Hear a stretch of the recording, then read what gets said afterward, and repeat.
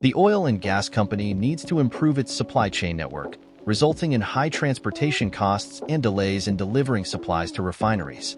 To improve logistics efficiency, there is a need to optimize the location of supply depots using isochrone mapping.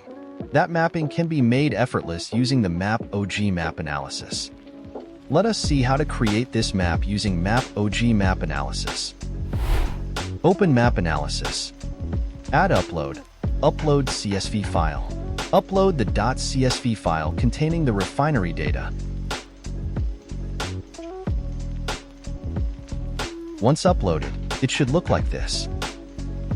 Rename the map through the edit icon on top of the Layers panel.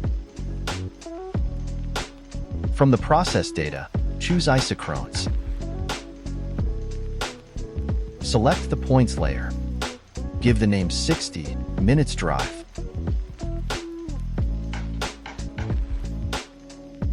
Choose driving as the mode. Duration 60 minutes. Click Submit. An isochrone 60-minute drive from the refinery points will be created. You can style the layer accordingly using Style Data features. Also, label the points from the Label Features option. I will focus on one particular isochrone since it is difficult to focus all the data at large scales.